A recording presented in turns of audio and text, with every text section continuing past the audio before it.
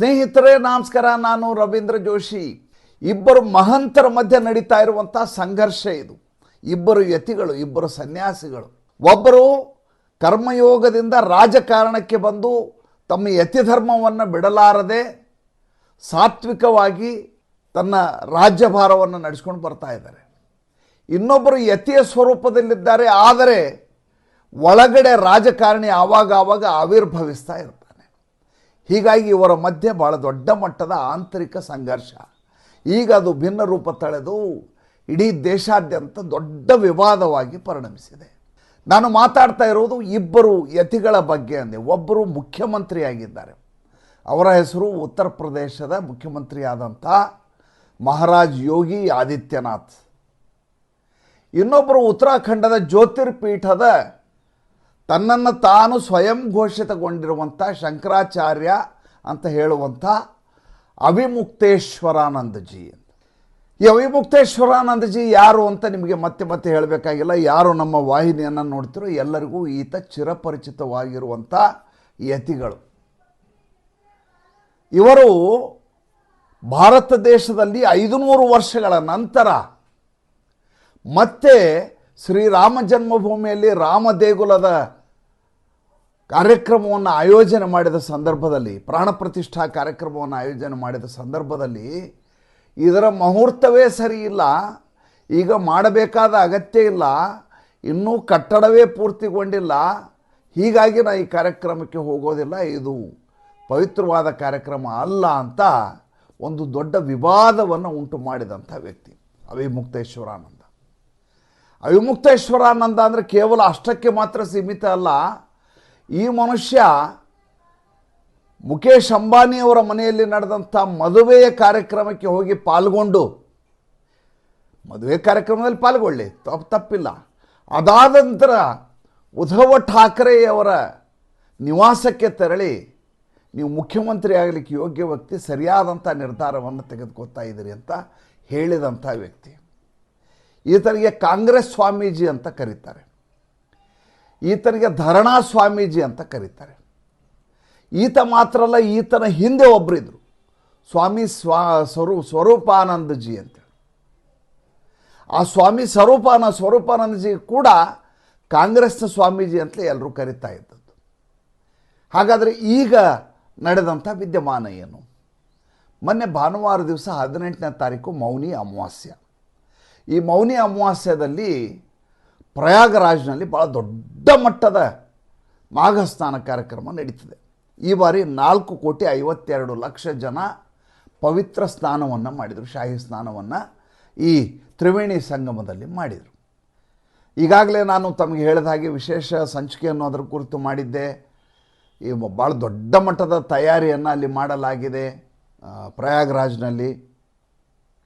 ಅಲ್ಲಿ ಇವ್ರದ್ದು ಕೂಡ ಆಶ್ರಮ ಇದೆ, ಈ ಅವಿಮುಕ್ತೇಶ್ವರಾನಂದ ಸ್ವಾಮೀಜಿದು. ಬೇರೆ ಬೇರೆ ಅಖಾಡದ ಸ್ವಾಮೀಜಿಗಳಿದ್ದಾರೆ. ಅವರಿಗೆ ಕಲ್ಪವಾಸಿಗಳು ಅಂತಾರೆ. ಕಲ್ಪವಾಸಿಗಳು ಅಂದರೆ ಪ್ರತಿ ದಿವಸ ಬೆಳಗ್ಗೆ ಸೂರ್ಯೋದಯಕ್ಕೆ ಹೋಗಿ ಸ್ನಾನ ಮಾಡಿ ಜಪತಪಗಳನ್ನು ಮಾಡಿಕೊಂಡು ಸಂಕೀರ್ತನೆಗಳನ್ನು ನಡೆಸ್ಕೊಂಡು ಎಷ್ಟು ಸಾಧ್ಯವೋ ಅಷ್ಟು ದೇವರ ಕಡೆ ತಮ್ಮ ಸಂಪೂರ್ಣವಾಗಿ ದೇವರ ಕಡೆ ಕೇಂದ್ರೀಕರಿಸಲಿಕ್ಕೆ ಅತ್ಯಂತ ಸೂಕ್ತವಾದ ಸಮಯ ಮಕರ ಸಂಕ್ರಮಣ ಅಂತ. ಆ ಸಂದರ್ಭದಲ್ಲಿ 40 ದಿನಗಳ ಕಾಲ ಈ ರೀತಿಯ ಮಾಘ ಸ್ನಾನ ನಡೆಯುತ್ತೆ. 6 ವರ್ಷಕ್ಕೊಂದು ಸಲ ಅರ್ಧ ಕುಂಭ ಆಗುತ್ತೆ, 12 ವರ್ಷಕ್ಕೊಂದು ಸಲ ಪೂರ್ಣ ಕುಂಭ ಆಗುತ್ತೆ. ಇತ್ತೀಚೆಗೆ ನಡೆದು ಪೂರ್ಣ ಕುಂಭ, ಅದರ ಕುರಿತಾಗಿ ಕೂಡ ನಾವು ಬೇಕಾದಷ್ಟು ಸಂಚಿಕೆಗಳನ್ನು ಮಾಡಿದ್ವಿ.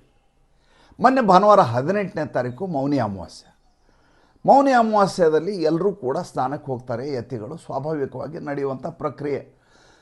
ಅತಿ ಹೆಚ್ಚು ಜನಸಂದಣಿ ಇರೋದರಿಂದ, ಭಕ್ತರ ಸಂಖ್ಯೆ ತುಂಬ ಜಾಸ್ತಿ ಇರೋದರಿಂದ ಉತ್ತರ ಪ್ರದೇಶದ ಆಡಳಿತ ಏನಿದೆ ಅದು ಭಾಳ ಕಟ್ಟುನಿಟ್ಟಾಗಿ ತನ್ನ ಜವಾಬ್ದಾರಿಯನ್ನು ನಿರ್ವಹಿಸಬೇಕು. ಏಕೆಂದರೆ ಕಳೆದ ಬಾರಿ ಪೂರ್ಣಕುಂಭ ನಡೆದ ಸಂದರ್ಭದಲ್ಲಿ ಈ ಕಾಲ್ತುಳಿತ ನಡೆದು ಸುಮಾರು 60 ಜನರ ಭಕ್ತರ ಸಾವಾಯಿತು. ಆಗಬಾರದಂಥ ಘಟನೆ. ಅತೀ ಹೆಚ್ಚು ಮುಂಜಾಗರೂಕತೆ, ಕಟ್ಟೆಚ್ಚರ ಎಲ್ಲವನ್ನೂ ಮೀರಿ ಅಂಥದ್ದೊಂದು ಘಟನೆ ನಡೆದೋಯ್ತು, ದುರ್ಘಟನೆ. ಈ ಬಾರಿ ಮುಂಜಾಗರೂಕತೆಯನ್ನು ಇನ್ನೂ ಹೆಚ್ಚಿನ ಪ್ರಮಾಣದಲ್ಲಿ ಅಲ್ಲಿಯ ಆಡಳಿತ ವರ್ಗ ಮಾಡ್ತಾ ಇದೆ. ಈ ಅವಿಮುಕ್ತೇಶ್ವರಾನಂದ ಸ್ವಾಮೀಜಿ ಒಂದು ಹಠ ಹಿಡಿತಾರೆ ಆ ಸಂದರ್ಭದಲ್ಲಿ. ಏನಂತ, ನಾನು ಮೌನಿ ಅಮಾವಾಸ್ಯದ ಈ ಸ್ನಾನಕ್ಕೆ, ಪವಿತ್ರ ಸ್ನಾನಕ್ಕೆ ನನ್ನ ರಥದಲ್ಲಿ ಹೋಗ್ತೀನಿ. ಎಲ್ಲಿಗೆ? ಸಂಗಮ್ ನೋಸ್ ಅಂತ ಒಂದು ಜಾಗ ಇದೆ. ಆ ಸಂಗಮ್ ನೋಸ್ನಲ್ಲಿ ಸ್ನಾನ ಮಾಡಲಿಕ್ಕೆ ಭಾಳ ದೊಡ್ಡ ಮಟ್ಟದ ವ್ಯವಸ್ಥೆಯನ್ನು ಮಾಡಲಾಗಿದೆ. ಈ ಸಂಗಮ್ ನೋಸ್ನಲ್ಲಿ 3 ನದಿಗಳು ಸೇರ್ಕೋತವೆ. ಆ 3 ನದಿಗಳು ಈ ನಮ್ಮ ಗಂಗಾ, ಯಮುನಾ, ಸರಸ್ವತಿ 3 ನದಿ ಸೇರುವಂಥ ಜಾಗಕ್ಕೆ ಸಂಗಮ್ ನೋಸ್ ಅಂತಾರೆ. ಅದು ಬರಲಿಕ್ಕೆ ರಸ್ತೆಗಳನ್ನು ಮಾಡಲಾಗಿದೆ. ಒಂದು ಪಾಂಟೂನ್ ಅಂತಾರೆ. ಪಾಂಟೂನ್ ಅಂದರೆ ಸಣ್ಣದಾದಂಥ ಕಿರು ಸೇತುವೆಯನ್ನು ತಾತ್ಕಾಲಿಕವಾಗಿ ನಿರ್ಮಿಸಲಾಗಿದೆ. ಕೇಸರಿ ಬಣ್ಣದಲ್ಲಿದೆ, ತುಂಬ ಚೆನ್ನಾಗಿ ಮಾಡಿದ್ದಾರೆ. ಒಂದೇ ಸಮಸ್ಯೆ ಏನಂದರೆ ಅತ್ಯಂತ ಸೂಕ್ಷ್ಮವಾದಂಥ ಜಾಗ ಅದು. ಸ್ವಲ್ಪ ಜನ ಜಾಸ್ತಿ ಜಾಗ ಕಿರಿದಾದಂಥ ಜಾಗ. ಜಾಸ್ತಿ ಜನ ನುಗ್ಗಿದರೆ ಅಕ್ಕಪಕ್ಕದಲ್ಲಿರುವಂಥ ಬ್ಯಾರಿಕೇಡ್ಗಳು ಮುರಿದೋಗ್ಬಿಡ್ತವೆ, ಜನ ನೀರಿನಲ್ಲಿ ಬಿದ್ದುಬಿಡ್ತಾರೆ. ಹೀಗಾಗಿ ಅಲ್ಲಿ ವಾಹನ ಸಂಚಾರಕ್ಕೆ ಅವಕಾಶ ಇರೋದಿಲ್ಲ. ಅದು ವಿಶೇಷ ಸ್ಥಾನಗಳು ಇದ್ದ ದಿವಸ. ಉಳಿದ ದಿವಸ ಕೆಲವು ವೆಹಿಕಲ್ಗಳನ್ನ ಓಡಾಡಿಸ್ತಾರೆ. ಸ್ವತಃ ಸರ್ಕಾರಿ ಯಂತ್ರದ ವೆಹಿಕಲ್ಗಳು ಕೂಡ ಅದರ ಮೇಲೆ ಓಡಾಡಬೇಕಾದ ಅನಿವಾರ್ಯತೆ ಬರುತ್ತೆ. ಅದು ಬೇರೆ ವಿಚಾರ. ಯಾಕಂದರೆ ಭಾಳ ದೊಡ್ಡದಾದಂಥ ಪ್ರದೇಶ ಇದು, ಭಾಳ ವಿಶಾಲವಾದ ಜಾಗ. ನಿಮ್ಮ ನಡೆಯಲಿಕ್ಕೆ ಸಾಧ್ಯ. ಇಷ್ಟೂ ಏನು ಕುಂಭಮೇಳ ಅಂತ ಜಾಗ ಏನಿದೆಯಲ್ಲ, ಕುಂಭ ಗ್ರಾಮ್ ಅಂತ ಮಾಡ್ಯಾರ ಅದನ್ನ. ಆ ಜಾಗದಲ್ಲಿ ನೀವು ಸಂಪೂರ್ಣವಾಗಿ ಓಡಾಡಿದ್ರೆ, ಇಡೀ ದಿವಸ ಓಡಾಡಿದರೂ ಎಲ್ಲ ಸೆಕ್ಟರ್ಗಳನ್ನ ನೋಡ್ಲಿಕ್ಕೆ ಸಾಧ್ಯ ಆಗೋದಿಲ್ಲ, ಅಖಾಡಗಳನ್ನ ನೋಡ್ಕೊಂಬರ್ಲಿಕ್ಕೆ ಸಾಧ್ಯ ಆಗೋಲ್ಲ. ಅಷ್ಟು ದೊಡ್ಡ ಜಾಗ. ಸಾಂಸ್ಕೃತಿಕ ಕಾರ್ಯಕ್ರಮ ನಡೀತಾ ಇರ್ತವೆ, ಸಂಕೀರ್ತನೆ ನಡೀತಾ ಇರ್ತದೆ, ಅಂಗಡಿಗಳು ಹಾಕಿದ್ದಾರೆ, ವ್ಯಾಪಾರ ನಡೀತಾ ಇರ್ತದೆ. ಜಾತ್ರೆ ಅದು ಭಾಳ ದೊಡ್ಡ ಮಟ್ಟದ ಧಾರ್ಮಿಕ ಜಾತ್ರೆ. ಅಲ್ಲಿ ನಾನು ರಥದಲ್ಲಿ ಹೋಗ್ತೀನಿ ಅಂತ. ಉತ್ತರ ಪ್ರದೇಶ ಸರ್ಕಾರ ಹೇಳುತ್ತೆ, ಯಾವುದೇ ಯತಿಗಳಾದರೂ ಕೂಡ ಅವರಿಗೆ ಭದ್ರತೆಯನ್ನು ಕೊಡೋದು ನಮ್ಮ ಕೆಲಸ, ನಾವು ಅದನ್ನು ಅತ್ಯಂತ ದಕ್ಷತೆಯಿಂದ ಕೊಡ್ತೀವಿ. ಆದರೆ ನೀವು ಪಲ್ಲಕ್ಕಿಯಲ್ಲಿ ಬರೋದು, ರಥದಲ್ಲಿ ಬರೋದು, ಇದಕ್ಕೆ ಆಸ್ಪದವಿಲ್ಲ, ನಿಷೇಧ ಹೇರಲಾಗಿದೆ. ಏಕೆ, ನೀವು ರಥದಲ್ಲಿ ಹೋಗಬೇಕಾದ್ರೆ ನಿಮ್ಮ ಎಡಕ್ಕೆ ಬಲಕ್ಕೆ ನಿಮ್ಮ ಭಕ್ತವರ್ಗದವರು ಇರ್ತಾರೆ, ಹಿಂದೆ ಮುಂದೆ ಇರ್ತಾರೆ. ಬಂದಂಥ ಜನ ಏನಿರ್ತಾರೆ, ಸ್ನಾನಕ್ಕೆ ಬಂದಂಥ ಜನ ನಿಮ್ಮನ್ನು ನೋಡುವ ಉತ್ಸಾಹದಲ್ಲಿ ಬಂದು ಮೈ ಮೇಲೆ ಎರಗ್ತಾರೆ. ರಥಕ್ಕೂ ತೊಂದರೆ ಆಗುತ್ತೆ, ಬಂದಿರುವ ಭಕ್ತರಿಗೂ ತೊಂದರೆ ಆಗುತ್ತೆ. ನೀವು ಹತ್ತಿರದವರೆಗೂ ಹೋಗ್ಲಿಕ್ಕೆ ವ್ಯವಸ್ಥೆ ಇದೆ. ಅಲ್ಲಿಂದ ನಡ್ಕೊಂಡು ನೀವು ಹೋಗಿ ಸ್ನಾನ ಮಾಡಿ ವಾಪಸ್ ಬರಬೇಕು, ಜಪ ತಪಗಳನ್ನು ಮಾಡ್ಕೋಬೇಕು. ಈ ಅವಿಮುಕ್ತೇಶ್ವರಾನಂದ ಹೇಳ್ತಾರೆ, ಇಲ್ಲ, ನಾನು ನನ್ನ ರಥದಲ್ಲಿ ಹೋಗಬೇಕು. ಅಲ್ಲಿ ಆಡಳಿತ ವರ್ಗ ಏನಿದೆಯಲ್ಲ, ಕುಂಭಮೇಳ ಪ್ರಾಧಿಕಾರ ಅಂತ ಒಂದು ಪ್ರಾಧಿಕಾರ ಇದೆ. ಆ ಪ್ರಾಧಿಕಾರಕ್ಕೆ ವೈಸ್ ಚೇರ್ಮನ್ ಇದ್ದಾರೆ, ದಯಾನಂದ ಪ್ರಸಾದ್ ಅಂತ. ಆ ದಯಾನಂದ ಪ್ರಸಾದ್ ಹೇಳಿದರು, ಇಲ್ಲ, ನೀವು ಈ ರೀತಿ ಹೋಗ್ಲಿಕ್ಕೆ ಆಗೋದಿಲ್ಲ, ನಿಮ್ಗೆ ಅವಕಾಶ ಕೊಡಿ. ಕೇಳಲ್ಲ, ಹೋಗ್ತಾರೆ. ಸುತ್ತಮುತ್ತ 250-300 ಜನ ಇವ್ರ ಜನರನ್ನು ತಗೋತಾರೆ, ಭಕ್ತರನ್ನ, ಇವ್ರ ಅನುಯಾಯಿಗಳನ್ನ ಜಯಘೋಷ ಹಾಕ್ಕೊಂಡು ಹೋಗ್ಲಿಕ್ಕೆ ಶುರು ಮಾಡ್ತಾರೆ. ಪೊಲೀಸರು ಅಡ್ಡ ಬರ್ತಾರೆ. ಪೊಲೀಸರು ಅಡ್ಡ ಬಂದು ಹೇಳ್ತಾರೆ, ನೋಡಿ ಅಲ್ಲಿ ಪಾಂಟೂನ್ ಬರುತ್ತೆ, ಆಮೇಲೆ ಸಂಗಮ್ ನೋಸ್ ಭಾಳ ಸೂಕ್ಷ್ಮವಾದ ಪ್ರದೇಶ, ನಾನು ನಿಮ್ಗೆ ಆಸ್ಪದ ಕೊಡೋದಿಲ್ಲ, ನೀವು ರಥದಿಂದ ಕೆಳಗೆ ಇಳಿದು ನಡ್ಕೊಂಡು ಹೋಗಿ ಸ್ನಾನ ಮಾಡಿ ವಾಪಸ್ ಬನ್ನಿ, ತೊಂದರೆ ಕೊಡಬೇಡಿ. ಅವಿಮುಕ್ತೇಶ್ವರಾನಂದ ಹೇಳ್ತಾರೆ, ಗಲಾಟೆ ಮಾಡಲಿಕ್ಕೆ ಸುಮ್ಮನೆ, ಏನು ಒಬ್ಬ ಯತಿಗೆ ಸ್ನಾನ ಮಾಡಲಿಕ್ಕೆ ನೀವು ಅವಕಾಶ ಕೊಡ್ತಾ ಇಲ್ಲ, ಹೀಗೆಲ್ಲ ಮಾಡಿದರೆ ಹೇಗೆ? ನೀವು ಒಬ್ಬ ಯತಿಯಾಗಿದ್ದಂಥ ವ್ಯಕ್ತಿ ಯೋಗಿ ಆದಿತ್ಯನಾಥ್ ಇನ್ನೊಬ್ಬ ಯತಿಗೆ ಗೌರವ ಕೊಡೋದು ಗೊತ್ತಿಲ್ಲ ಅವ್ರಿಗೆ, ನಾನು ಇದನ್ನು ಒಪ್ಪೋದಿಲ್ಲ ಅಂತ ಗಲಾಟೆ ಮಾಡಲಿಕ್ಕೆ ಶುರು ಮಾಡ್ತಾರೆ. ಬಂದು ತಮ್ಮ ಆಶ್ರಮದ ಮುಂದೆ ಮುಷ್ಕರಕ್ಕೆ ಕೂತ್ಕೋತಾರೆ. ಮುಷ್ಕರಕ್ಕೆ ಕೂತು, ನನಗೆ ತೊಂದರೆ ಕೊಟ್ಟಿದ್ದೀರಿ ನೀವು. ಅಷ್ಟೊತ್ತಿಗೆ ಪೊಲೀಸರು ಲಾಠಿ ಚಾರ್ಜ್ ಮಾಡ್ತಾರೆ. ಜನ ತುಂಬ ನೆರೆದಿರೋದ್ರಿಂದ ಲಾಠಿ ಚಾರ್ಜ್ ಮಾಡ್ತಾರೆ. ಯಾರ್ದೋ ಕೂದಲ ಎಳಿತಾರೆ, ಕೆಲವು ತಳ್ಳುತ್ತಾರೆ. ಉತ್ತರ ಪ್ರದೇಶ ಪೊಲೀಸರು ಯಾವ ರೀತಿ ನಡ್ಕೋತಾರೆ ಅಂತ ಖಂಡಿತವಾಗಿ ನೀವು ಕಲ್ಪನೆ ಕೂಡ ಮಾಡ್ಕೊಳ್ಳಿಕ್ಕೆ ಸಾಧ್ಯ ಇಲ್ಲ. ಸಂದರ್ಭ ಬಂದುಬಿಟ್ರೆ ಅವ್ರ ರಾಕ್ಷಸಿ ಪ್ರವೃತ್ತಿ ಕಾಣುತ್ತೆ. ಯಾಕೆಂದರೆ ಇಲ್ಲದೆ ಹೋದರೆ ಇವ್ರನ್ನೆಲ್ಲರನ್ನೂ ಯೋಗಿ ಆದಿತ್ಯನಾಥ್ ಸಸ್ಪೆಂಡ್ ಮಾಡಿಬಿಡ್ತಾರೆ. ಸರಿಯಾಗಿ ಲಾ ಆ್ಯಂಡ್ ಆರ್ಡರ್ ನಿರ್ವಹಣೆ ಮಾಡಲಿಕ್ಕೆ ಆಗಲಿಲ್ಲ ಅಂದರೆ, ಕಳೆದ ಸಾರಿ ಆಗಿದ್ದು ಅದೇ, ಯಾವಾಗ ಕಾಲು ತುಳಿತ ಉಂಟಾಯ್ತಲ್ಲ, ಆ ಸಂದರ್ಭದಲ್ಲಿ ತಪ್ಪು ಸರಿ ಬೇರೆ ವಿಚಾರ.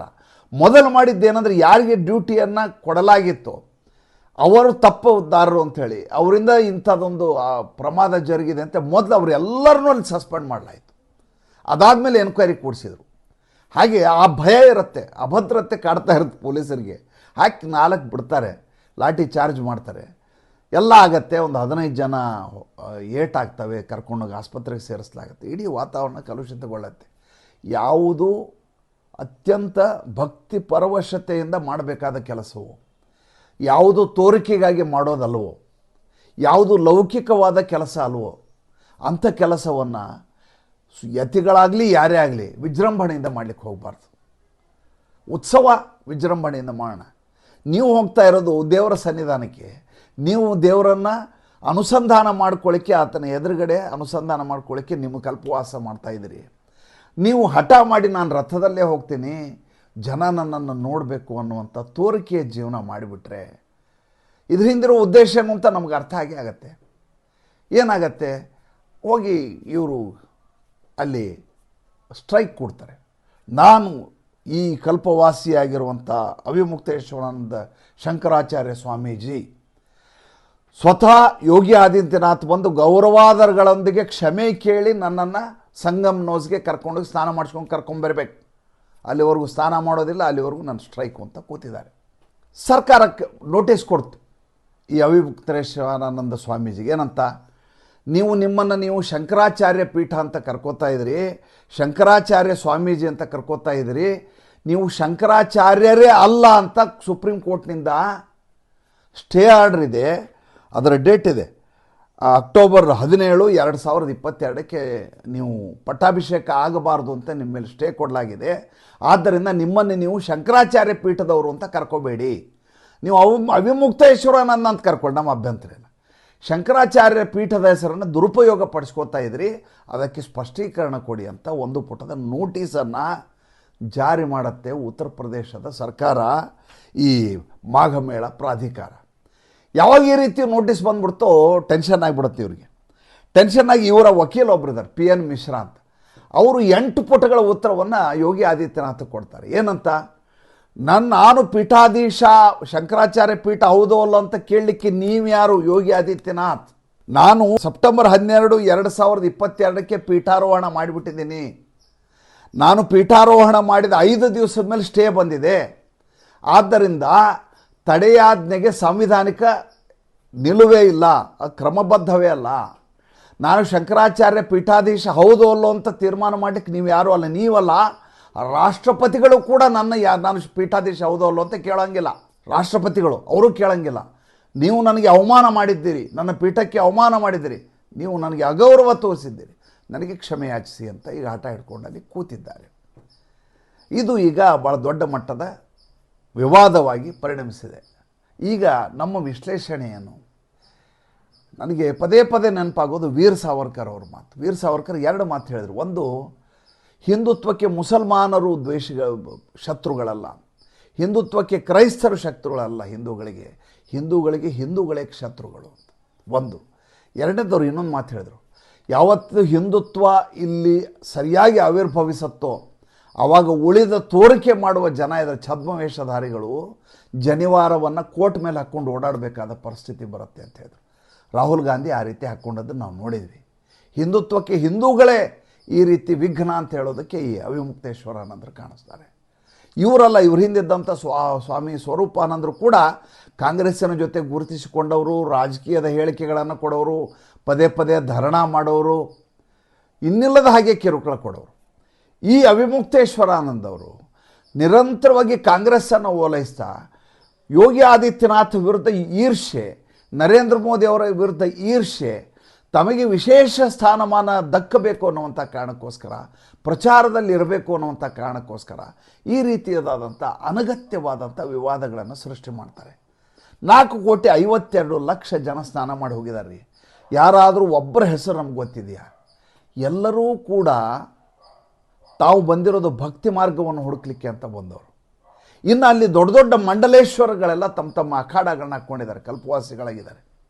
ನಾನು ಹೋಗಬೇಕಾಗಿದೆ, ಸಮಯದ ತೀರ ಬಿಡುವಿಲ್ಲದೇ ಇರುವಂಥ ಪರಿಸ್ಥಿತಿ ಇರೋದರಿಂದ, ಒಂದೊಂದು ಸಂಚಿಕೆ ಮಾಡಲಿಕ್ಕೂ ಸಮಯ ತುಂಬ ತಗೊಳ್ಳೋದ್ರಿಂದ ನಾನು ಪ್ರಯಾಣ ಮಾಡಲಾರ ಸ್ಥಿತಿ ಇದೆ. ಮೊನ್ನೆ ನನ್ನ ಹುಟ್ಟುಹಬ್ಬ ಅಂಥೇಳಿ 1 ದಿವಸ ಮಕ್ಕಳು ಗೋವಾ ಕರ್ಕೊಂಡು ಹೋಗ್ತೀನಿ ಅಂದರೆ ಹೋದರೆ ಪಡಿಪಾಟ್ಲಾಗೋಯ್ತು.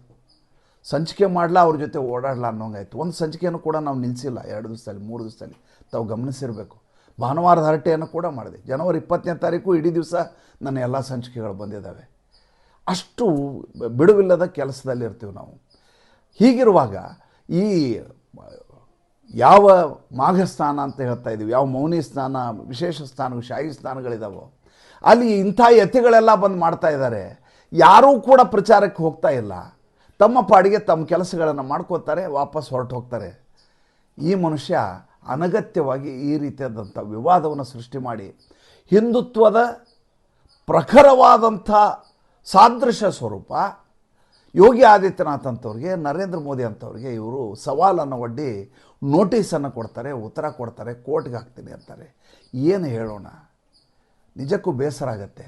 ತಮಗೇನು ಅನ್ನಿಸ್ತು ದಯವಿಟ್ಟು ತಿಳಿಸಿ. ಸಂಚಿಕೆ ಇಷ್ಟ ಆಗಿದರೆ ಲೈಕ್ ಮಾಡಿ, ಫಾಲೋ ಮಾಡಿ, ಶೇರ್ ಮಾಡಿ. ದಯವಿಟ್ಟು ನಮ್ಮ ಮುಕ್ತ ಪತ್ರಿಕೋದ್ಯಮಕ್ಕೆ ಆರ್ಥಿಕವಾಗಿ ಬೆಂಗಾವಲಾಗಿ ನಮಸ್ಕಾರ.